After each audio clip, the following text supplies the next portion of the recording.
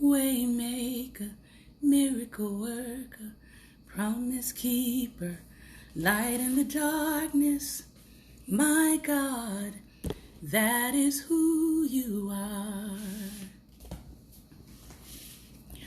Waymaker, miracle worker, promise keeper, light in the darkness. My God, that is who you are. You are here, present in our midst. I worship you. I worship you. You are here, moving in our midst. I worship you. I worship you. You are the waymaker, miracle worker, promise keeper, light in the darkness. My God, that is who you are. Hey, waymaker, miracle worker, promise keeper, light in the darkness. My God, that is who you are. That is who you are. Oh, that is who you are. Oh, we say shoop-doo, shooby-doop-doo, shoo-doop-doo-doo-doo-doo-doo, shoo-doo, doo-doo-doo-doo-doo. We say shoop-doo, doo-doo-doo-doo-doo-doo-doo, doo-doo-doo-doo-doo, shoop-doo, da-da-da-da-da. Good evening, everyone. I hope that you all are having a great and wonderful day. You see a wonderful smile on my face because I had a wonderful day. Awesome, Lady Rivonda. If you have it on video, I'd love to hear it. You can tag me in if you have it. So I had a wonderful day all day long. Somebody say all day long. And I am thankful.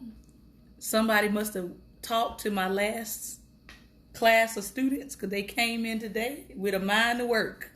Somebody shout, glory. I had to pause for a moment and say, is this the same class? Hallelujah. Is this the same class? So I was really excited.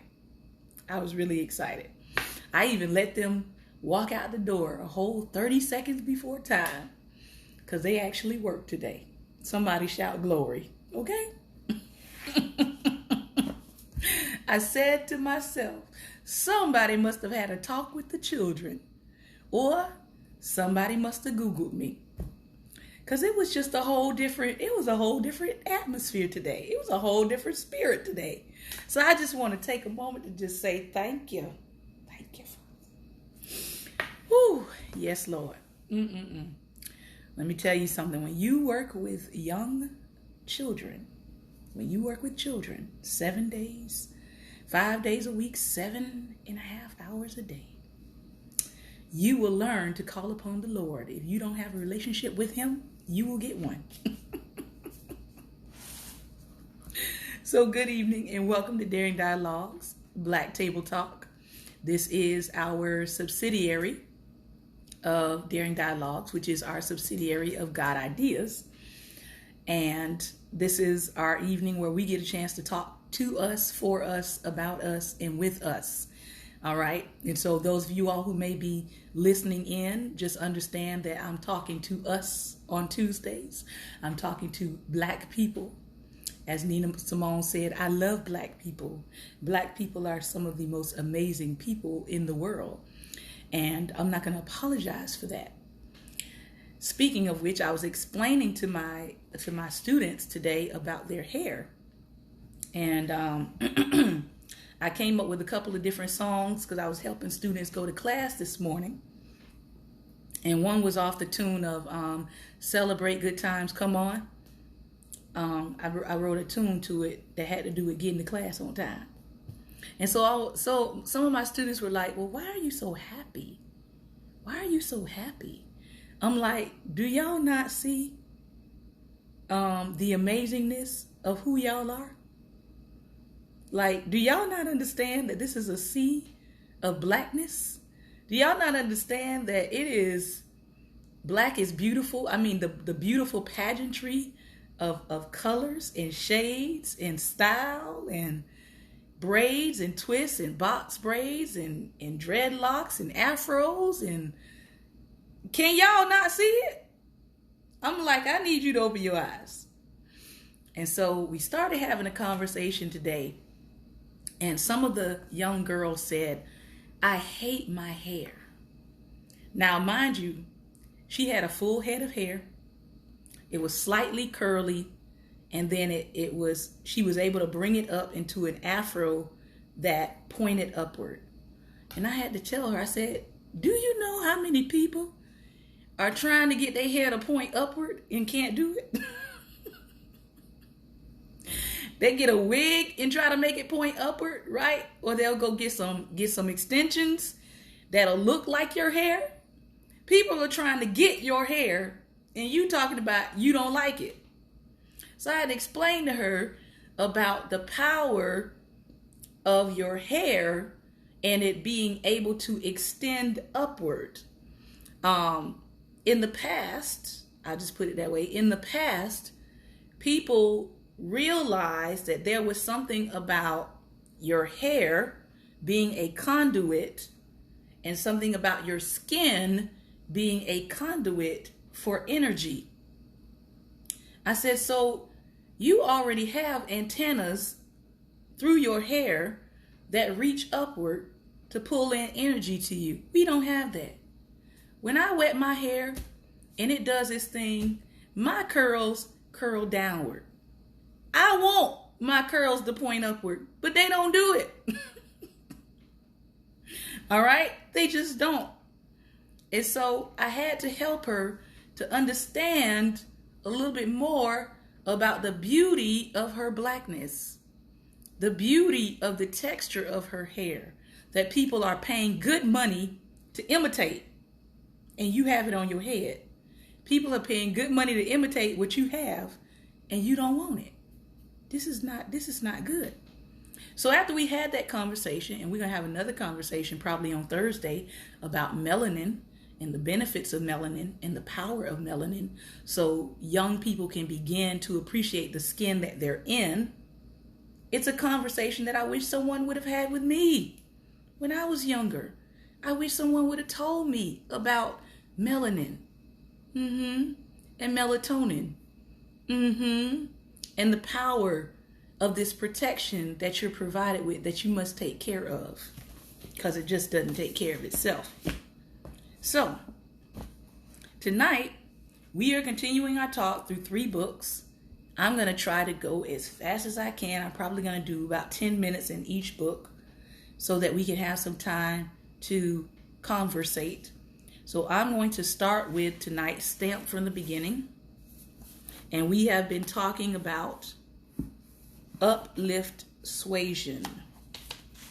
And we started talking about Benjamin Banneker, who is well known, fairly well known, I'll say, by people in the Maryland, D.C., Virginia area, mainly Maryland and D.C., who was a planner for Washington, D.C., and we began to have a conversation about Mr. Banneker. But then we're going to talk about what was happening in other parts of the world that was starting to frighten the colonizers. It was starting to frighten the slaveholders. And that was what was evolving in Haiti. So we're going to look at that tonight. Then we're going to move on to The Color of Compromise, which we are in the middle of dealing with the Protestants' complicity in racist practices that are still reverberating. And then we're going to look at Black parenting, and we will be in, we're in Talk to the Wood or Go to the Hood. We just started. And this is talking about the campaign to end paddling in Southern schools. And I gave you all my story last week on being paddled in school. So we have a lot to cover, and we're going to try to do it in about 30 minutes. And then we'll open up for people to respond. Banneker began his letter freely and cheerfully, acknowledging that he was of the African race. This is Banneker having a conversation with Thomas Jefferson, and I believe the letter is in the National Museum of African American History and Culture. When we went, they had a letter that was like underneath the plaque area that he had written to Thomas Jefferson. If Jefferson was flexible in his sentiments of nature, friendly to black people, and willing to aid in their relief, Banneker wrote, then I apprehend you will embrace every opportunity to eradicate that train of absurd and false ideas and opinions. Jefferson and his slaveholding countrymen, who were detaining by fraud and violence so numerous a part of my brethren, but who assailed against British opposition, were walking, talking contradictions. Banneker closed the letter by introducing his enclosed unpublished almanac in my own handwriting. Banneker's letter was staunchly anti-racist, a direct confrontation to the young country's leading disseminator of racist ideas.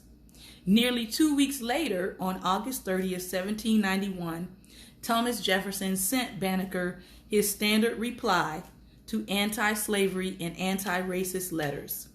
This is what he said, quote, nobody wishes more than I to see the end of prejudice and slavery. He informed Banneker that he had sent the almanac to Monsieur de Condorcet, the secretary of the Academy of Science in Paris, because your whole color had a right for their justification against the doubts which have been entertained of them. Jefferson sidestepped his own contradiction, but what could he say? In his letter to Condorcet, Jefferson called Banneker a very respectable mathematician. In notes, he claimed that black people did not think above the level of plain narration. Did Banneker change Jefferson's mind? Yes and no. Jefferson branded Banneker an extraordinary Negro. I shall be delighted to see these instances of moral eminence so multiplied, he told Condorcet. From the perspective of the enslaved, the most profound instance of moral eminence was evolving in Haiti. Jefferson learned of the Black Revolt on September 8, 1791. Within 2 months, a force of 100,000 African freedom fighters had killed more than 4,000 enslavers, destroyed almost 200 plantations, and gained control of the entire northern province. As historian C.L.R. James explained in the 1930s, they were seeking their salvation in the most obvious way, the destruction of what they knew was the cause of their sufferings. And if they destroyed much, it was because they had suffered much. What Jefferson and every other holder of African people had long feared had come to pass. In response, Congress passed the Fugitive Slave Act of 1793. So in case you didn't know, the Fugitive Slave Act was in direct response to Haitians taking back their freedom. They bestowed on slaveholders the right and the legal apparatus to recover escaped Africans and criminalize those who were harboring them. So if you wonder why there's a long history of the majority of white people not being on our side, legally, they could be criminalized for harboring an escaped African. So someone who was attempting to gain their freedom, if they were caught in the presence of a free white person, that free white person could be criminalized alongside them. And many of those white people were not willing to do that. Thomas Jefferson, for one, did not view the Haitian Revolution in the same guise as the American or French revolutions. Never was so deep a tragedy presented to the feelings of man, he wrote in July 1793. To Jefferson, the slave revolt against the enslavers was more evil and tragic to the feelings of man than the millions of African people who were dying on these plantations. Jefferson was soon called General Toussaint Louverture and other Haitian leaders cannibals of the terrible republic. So now they're being criminalized and they're being branded as evil for wanting to be free. That year, Jefferson's troubles over revolting Haitians also hit closer to home. A ship or two of distressed masters and slaves from Haiti arrived in Philadelphia in late July. Philadelphians started dying a week later. By August 20th, 1793, Benjamin Rush had faithfully noticed the pattern of the contagion of yellow fever. But it was not yet an epidemic, so Rush had time in the late summer to attend to other matters. He possibly sent off letters to abolitionists around the nation. The next year, he welcomed to Philadelphia 22 delegates from abolitionist societies across the United States as they arrived for the American Convention for promoting the abolition of slavery and improving the condition of the African race. The convention met over the next few years and then sporadically over the next 3 decades, pressing for gradual emancipation, anti-kidnapping legislation, and civil rights for alleged runaways. As free blacks proliferated in the 1790s and the number of enslaved blacks began to decline in the North, the racial discourse shifted from the problems of enslavement to the condition and capabilities of the freed blacks. The American Convention delegates believed that the culture and the future advance of abolitionism depended on how black people used their freedom. Periodically, the convention published and circulated advice tracts for free blacks. Abolitionists urged them to attend church regularly, acquire English literacy, learn math, adopt trades, avoid vice, legally marry and maintain marriages, evade lawsuits, avoid expensive delights, abstain from noisy and disorderly conduct, always act in a civil and respectable manner, and develop habits of industry, sobriety, and frugality. In short, if black people behaved admirably according to the freed whites and the abolitionists, they would be undermining justifications for slavery and proving that notions of their inferiority were wrong.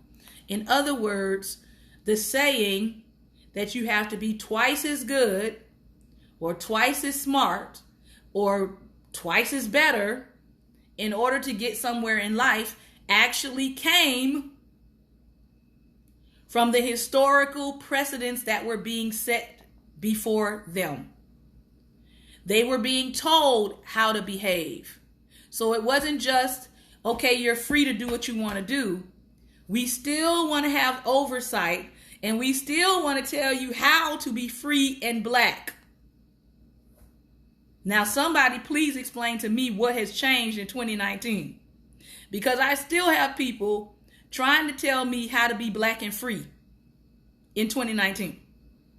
And maybe you do too. Maybe they're telling you how to wear your hair. I had one instance of that. I went to, this was when I was working in Virginia, slave state. And I went to work at the time. I was a librarian assistant. And I went to work with my hair in a curly fro.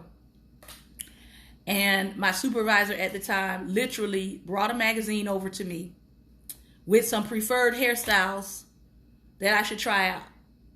And then had the nerve to throw my husband's name in it to tell me what my husband might like my hair to look like. Needless to say, that conversation did not end well for her.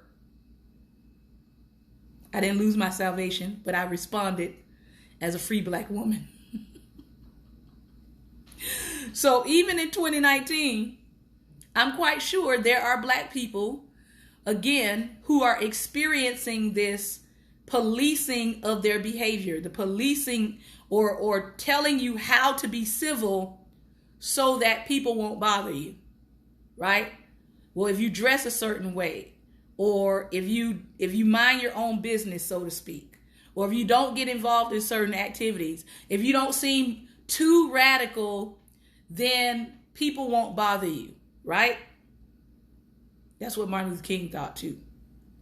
So they had this notion in their mind that there was a certain way that they wanted black people to behave in order to, quote unquote, debunk these notions of inferiority. This strategy of what can be termed uplift suasion was based on the idea that white people could be persuaded away from their racist ideas if they saw black people improving their behavior, uplifting themselves from their low station in American society. The burden of race relations was placed squarely on the shoulders of black Americans. Positive black behavior, abolitionist strategists held, undermined racist ideas, and negative black behavior confirmed them. So, what did that mean? That meant that white people could act however they wanted to act, because they had nothing to prove. So they could be criminal, they could be mean, they could be angry, they could be fully human and express the gamut of their emotions, and no one would question whether or not they were human or not. Black people in this country never had the standing of their being unquestioned in their humanity.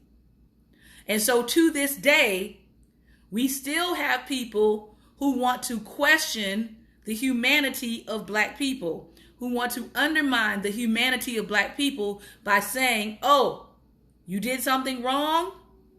That's a reason to question whether or not you're fully human. And believe it or not, there are people who think that. All right? If you go back to, just go look at 2016, 2014, probably as far back as 2013, and go type into your computer Michelle Obama cartoons and hit images, and you will see how many cartoons actually dehumanized her and made her look animal-like. That was visual, racist propaganda. And the purpose of it was to continue to keep in people's minds that she was not fully a person, fully human. It was to dehumanize her. Okay, they did the same thing with Obama. They would make his face sort of look like a monkey's face, and they would put these big, oversized ears on the images. All of that was visual, racist propaganda, and I haven't heard any apologies yet for it. Moving right along. Our next book tonight, The Color of Compromise by Jemar Tisby. And we are on Understanding Liberty in the Age of Revolution and Revival. We're going to talk about George Whitefield tonight, who seems to be one of the evangelicals and Protestants' heroes. Notice I said heroes. Let's talk a little bit about George. See what was going on with him. More than any other two preachers, George Whitefield and Jonathan Edwards symbolized spiritual revival that was taking place in the 18th century. Whitefield, an Anglican minister from England who was influenced by John Wesley, became what historian Harry Stout called the first intercolonial religious celebrity. He usually preached outside because the throngs who gathered to hear him were too large for any church building. Whitefield had been trained in theater and used his experience in drama to captivate his listeners. Most preachers at the time read highly doctrinal sermons from a manuscript, or what we might term today, they practiced rhetoric. Whitefield's theatrical narrations appealed to the emotions in a way that established Christian leaders usually frowned upon. Now, people frown upon you if you are not dramatic and you are not theatrical. The dynamic preaching of revivalists during the Great Awakening broadened its appeal to include lower economic classes of whites and the enslaved. Whitefield was more moderate on race than many of his white contemporaries. He excoriated enslavers for their physical abuse of slaves, calling them monsters of barbarity. He expressed ambivalence about the practice of slavery itself, but he had no doubts about how masters should treat their laborers. Unsure of whether it be lawful for Christians to buy slaves, Whitefield was positive that it is sinful when bought to use them as though they were brutes. The worst abuse in Whitefield's view was some enslavers' refusal to allow the enslaved to be evangelized. He and others, like his wealthy slave-holding Christian allies, Hugh and Jonathan Bryan, advocated for the rights of enslaved people to learn Christianity and to worship. Over time, Whitefield's moderation on slavery morphed into outright support.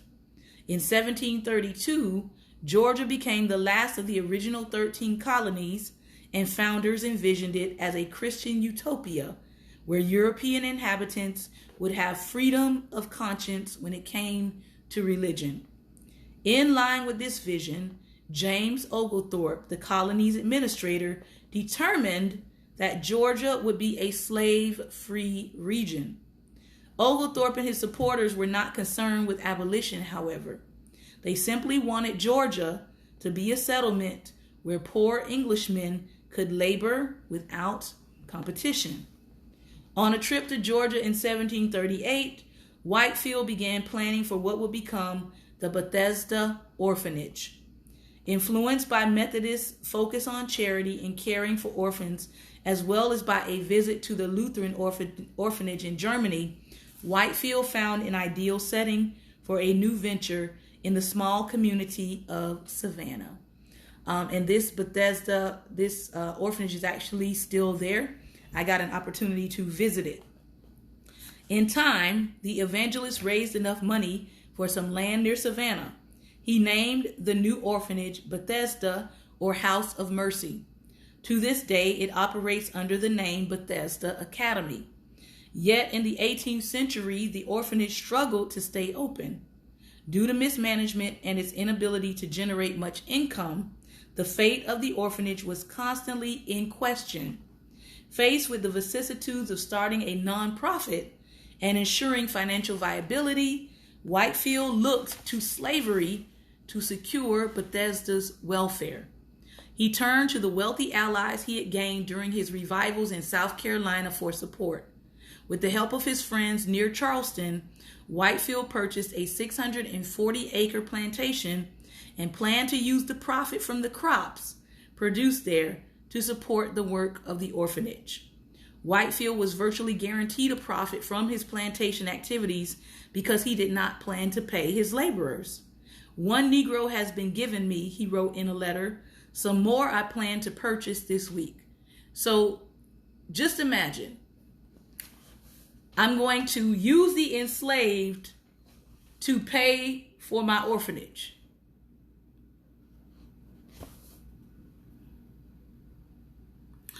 Whitefield began petitioning the political leaders of Georgia, which had been founded as a free territory, to allow slavery. He suggested that allowing slavery could improve the financial fortunes of the land and claimed that economic ruin was the only alternative. He said, "Georgia can never be a flourishing province unless Negroes are employed as slaves." Historian Stephen Stein insists that financial concerns only partially explain his advocacy of slavery. The focus upon contrast and change in his ideas has dominated discussion and obscures a significant feature of his thought, namely his deep-seated fear of blacks. The economic impulse for slavery can never be separated from the racist ideas that typecast enslaved Africans as dangerous and brutish. Whitefield and countless other white Christians imbibed beliefs that encouraged fear and suspicion of African-descended people. A few months after the Stono Rebellion in September of 1739, Whitefield and a party of companions made their way through South Carolina. On a dark and moonless night, they stumbled across a group of enslaved black people. One of Whitefield's companions asked for directions to the gentleman's house, but the group of blacks seemed not to know the person or the location of his home. From these circumstances, one of my friends inferred that these Negroes might be of those who lately had made an insurrection in the province and were run away from their masters. After that, Whitefield's party quickened their pace, fearful, expecting to find Negroes in every place. Virtually any gathering of black people, even when black Christians congregated for worship, was likely to elicit suspicion. And even to this day, that is the case.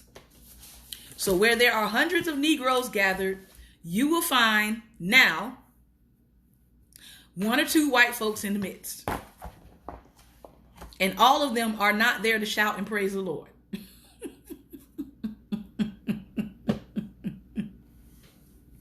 Some of them are there because they think y'all are planning a revolt.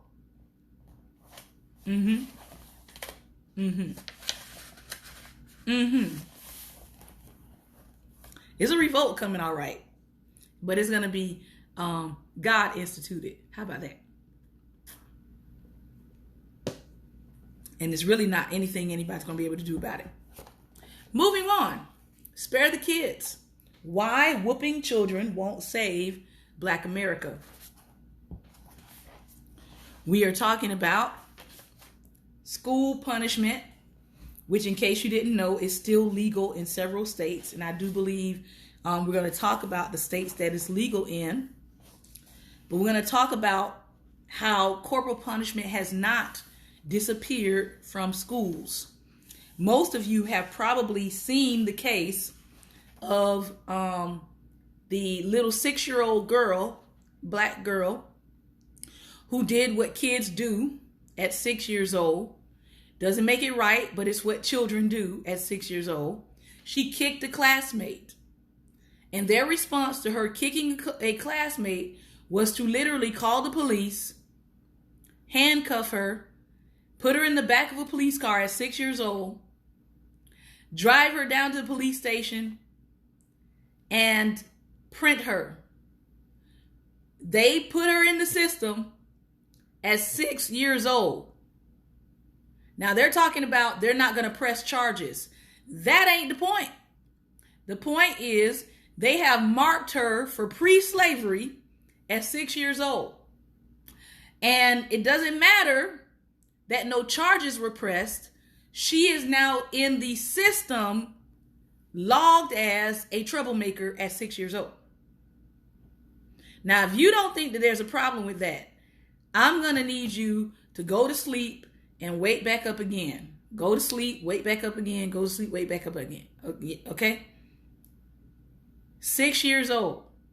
That means whoever gets her in elementary school, through middle school, through high school, they will see this note. They will see some kind of notation in her file that she was arrested.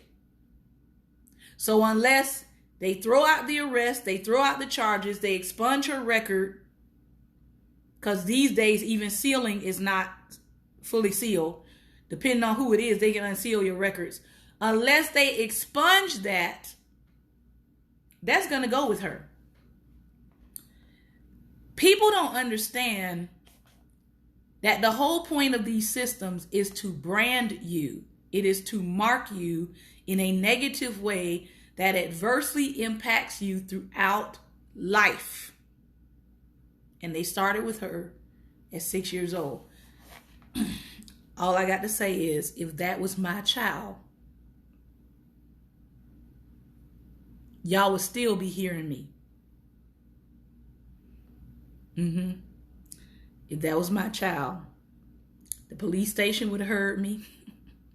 CNN, NBC, ABC, C-SPAN, BBC, no.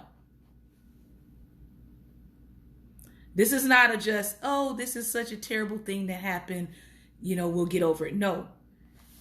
You just marked this child at 6 years old with an arrest record. So yes, to make it in Black America to 16 or to 21 or to 30 or to 50 without an arrest on your record and you're Black is a miracle. Because the system is designed to mark you in some way. So let's take a look. I'm going to just read a little bit of this tonight, and then we're going to go into our conversation. Many people outside the South are often surprised to learn that corporal punishment has not disappeared from American schools. In 1977, the Supreme Court ruled 5-4 in Ingram versus Wright, W-R-I-G-H-T, you can look up the case, that the Eighth Amendment's prohibition against cruel and unusual punishments did not apply to corporal punishment in schools, nor did it consider paddling students a violation of the 14th Amendment, which requires prior notice and an opportunity for students to be heard. The court reasoned that the original intent of the framers of the amendment was to protect people convicted of crimes from cruel, excessive, and unreasonable punishments, not students. Justice Lewis F. Powell Jr. wrote, "The prisoner and the school child stand in wholly different circumstances, separated by the harsh facts of criminal conviction and incarceration. However, the way that our system is going now, the prisoner is becoming the school child because they're criminalizing normal childhood behaviors in schools. And this is what parents need to understand. A suspension in many schools is not just a timeout. It's not just a get yourself back together. Suspension in many schools is like pre-felony. Or say a student gets caught fighting in school, some school districts are now classifying that as a felony. So that means that they can charge your child as if they were a criminal and not just a student committing an infraction in school. So you need to understand that as a parent. This distinction, according to the Supreme Court, was adequate justification for denying school children equal protection under the law. So if your child is in public school and something goes down, they may not have equal protection under the law. All the more reason why, if I was a parent, my child just would not be in public school. I'm just saying. If my child's rights can be taken away once they get out of my house or get off a bus and go into a public school setting, as a parent, for me, that would be a problem. Especially when I'm looking at some of these videos of these SROs abusing children, slamming them on the ground, choking them out, yanking them out of desks and dragging them on the floor. That would be a problem. This ruling effectively set a double standard and sent the message that our culture has not evolved with respect to the rights and bodily integrity of children. Almost 30 years after the court's decision in 2003, Delaware abolished the practice, and then Pennsylvania in 2005, Ohio in 2009, and New Mexico in 2011. Recent efforts to ban corporal punishment in public schools have failed, listen, in the following places. So, Wyoming, Missouri, North Carolina, Louisiana, and Texas. The efforts have failed to stop corporal punishment. While efforts to bring back the practice in California, Montana, Iowa, and Oregon have been rejected. So they actually tried to bring it back in those states. Corporal punishment in the form of paddling students on the butt or legs with a long and thick wooden board coexists with and reinforces zero tolerance and no excuses disciplinary policies in large, high poverty, urban school districts outside the South. So why is it that the high poverty urban school districts get zero tolerance for messing up, and the children in other places get second chances and third and fourth and 15th chances? These stringent tactics have resulted, because it's in heavily urban populated areas, these tactics have resulted in Black students being disproportionately suspended, disproportionately expelled, disproportionately arrested for the most minor of offenses, such as, these are things that children have been arrested for in school, or expelled for, or suspended for: chewing gum, failing to finish homework, tardiness, talking back, rolling their eyes, cursing, or violating the dress code. Do you want your child arrested because they had on the wrong shirt? Just think. Does the punishment fit the offense? Studies have shown that the removal of students from the classroom through suspension and expulsion sets them up for poor outcomes, ranging from failing grades to dropping out of school to becoming incarcerated. When it comes to physical punishment of students, they are required to bend forward and place their hands on a desk or wall. The staff person administering the hits is supposed to be the same gender as the student being paddled, but that isn't always the case. Sometimes the school's handbook specifies how many times a student can be struck and on what part of the body. Some principals wrap paddles with tape so the blows hurt more. The paddles are sometimes up to 30 inches long, half an inch thick, and from 2 to 3 inches wide. In 2014, The Nation reported that the teachers in Holmes County, Mississippi, tell students to talk to the wood or go to the hood, slang for choosing between being punished with a paddle or serving an out-of-school suspension. Students even bestow the paddles with names like Mr. Feelgood and Big Daddy. Some districts require punishment to be administered out of view of any other students. But this doesn't always happen. In March 2015, a video that circulated on social media showed a Florida teen being held down by a group of male classmates while her teacher paddled her. Talk about reinforcing abuse tactics with young boys and with the girl. Activists have reported that paddles are sometimes drilled with holes to cut wind resistance and deal a more stinging blow. In Madison, Florida, elementary and middle school students are hit with plexiglass paddles about 18 inches long, 7 inches wide, and a 1/4 inch thick.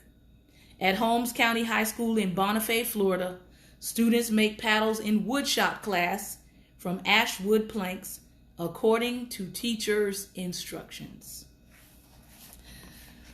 I'm just going to stop there because You might want to check, especially if you're in Florida, you might want to check if your school permits paddling. It has been proven to be ineffective over and over and over again. Now, picture someone who does not care about your child like you care about your child, with a paddle, administering punishment.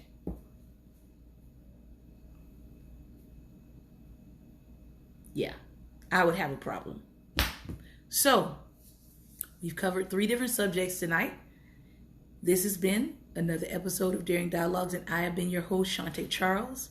I hope that you will come to understand that whooping children will not save Black America.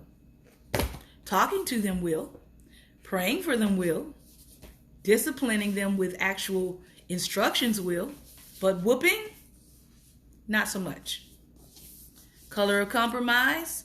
How are you going to run an orphanage and run a slave plantation at the same time to pay for your orphanage? Stamped from the beginning. Have you been seen as the exceptional Negro? And what does that mean for everyone else who can't live up to the standard of the exceptional? Also, has your body been policed? Has someone tried to literally tell you how to be Black in your body that is not a Black person? It gets annoying, but it happens. So let's talk tonight. You can join us, Facebook Live. You can join us at pscp.tv/Life Nation. I will not be on tomorrow. We will resume on Thursday. So you are welcome to join us for the conversation on Periscope.